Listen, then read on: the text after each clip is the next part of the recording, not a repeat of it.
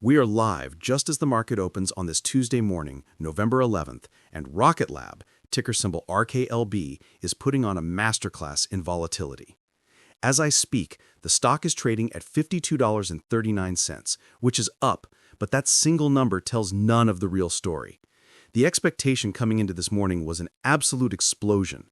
The company reported a phenomenal third-quarter earnings report after the bell yesterday. We saw the stock rip higher in pre-market trading, touching levels as high as $56.20, an over 8% jump from yesterday's close of $51.90. But then, the opening bell rang. The stock opened at $55.74 and was almost immediately hit with a wall of selling, pushing it all the way back down to this $52 range. This is the perfect example of expectation versus reality playing out in real time. The expectation was a clean breakout. The reality is a chaotic, two-sided war between buyers and sellers, and it's all happening because the company's results were, frankly, that good.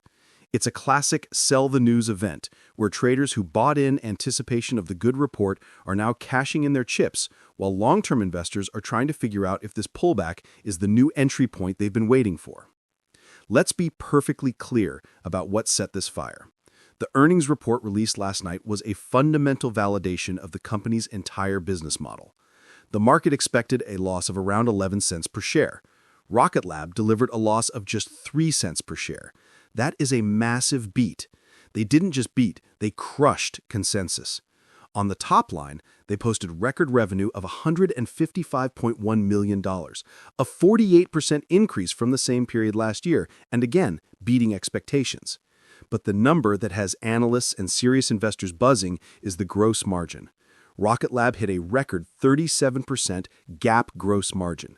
This is a number that many skeptics said a launch company could never achieve. It proves that their space systems division, the part of the business that builds satellite components, software, and full-on satellites, is not just a side hustle. It is an incredibly high-margin, fast-growing business that is funding the rest of the company's growth. And if that wasn't enough, their guidance for the fourth quarter was just as strong. They are forecasting revenue between $170 and $180 million, with the midpoint of that range well above what Wall Street was projecting. They also announced they secured 17 new launch contracts for their Electron rocket in the quarter, another record. This is not a hope story. This is a story of execution. And as you'd expect, analysts are scrambling to catch up. This morning alone, Cantor Fitzgerald raised its price target to $72, and Stifel boosted theirs to $75. So with that glowing report card, why are we sitting at $52 and not $60? This is where we have to look past the headlines and understand market mechanics. The stock had a strong run-up yesterday, as you can see from the previous day's chart, where it climbed from $51 to over $54. Traders were clearly betting on good news, and they got it. Those same traders are now selling into the excitement, taking their profits off the table. This selling pressure creates a volatile environment. But this is where the story gets even more complex. We have to talk about the short sellers. There is a significant and stubborn short position in Rocket Lab. Right now, about 12.5% of the company's entire public float is sold short. That is a very high number. It represents over 54 million shares betting that this stock is going to go down. The narrative you'll see on social media, on X or Reddit, is that this earnings report would trigger a massive short squeeze. The expectation was that these shorts, terrified by the good news, would be forced to buy back their shares, pushing the stock into the stratosphere. But the reality of what's happening this morning is different. The stock gapped up and then fell. This means that any short seller who entered a new position at $55 or $56 this morning is already profitable. The shorts are not in a panic. In fact, they are fighting back using this sell the news profit-taking as cover to add to their positions or defend them. What's your take on this morning's action? Is this a healthy sell the news pullback before the next leg up, or are the shorts who are selling into the strength correct? Now for the actionable insight. How can you, as an investor, cut through this noise? You have to look at the data. The most important piece of data right now, besides the price, is the cost to borrow. This is the fee that short sellers have to pay to borrow the shares they want to short. When a stock is in a hard-to-borrow squeeze, this rate can spike to 50%, 100%, or even 200%. but the current borrow rate RKLB is incredibly low, sitting at less than 1%. This tells us a critical piece of information. It is not yet a panicked, crowded, or expensive trade for the shorts. There is still a large supply of shares available for them to borrow. This is not the setup for a gamma squeeze or sudden explosive squeeze. It is a more fundamental battle. If you are watching this, you can find this data on most sophisticated broker platforms or financial data sites. Watching the borrow rate is more effective than watching the comment section on a forum. If that rate suddenly starts to spike, it means the shorts are beginning to feel real pressure. Until then, this is a war of attrition. So let's step back from the minute-by-minute trading and look at the company these two sides are fighting over. What does Rocket Lab actually do? Most people know them for the Electron rocket. It's their small, reliable launch vehicle. It's the workhorse that has put them on the map, and with a backlog of 49 launches and a plan for over 20 launches in 2025, it's a solid, growing business. But the real story, the one that Q3 just confirmed, is their space systems division. This is the part of the company that was built through smart acquisitions like JXT, which they just closed on. They build satellite buses, star trackers, solar panels, and the software to run them. Government agencies and private companies are coming to Rocket Lab not just to launch a satellite, but to have Rocket Lab design, build, and even operate it for them. This is what's driving that 37% gross margin. It's a vertically integrated model. They can build a satellite for a client and then launch it on their own rocket. It's an end-to-end solution that almost no one else in the world outside of a giant like SpaceX can offer.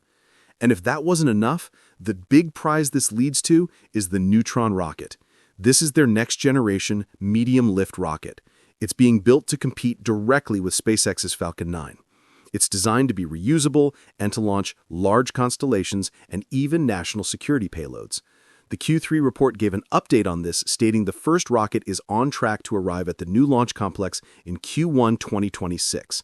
This is the catalyst that the long-term bulls are truly waiting for. This brings us to the future outlook and the core tension. The bull case is simple. This Q3 report proves the business model works.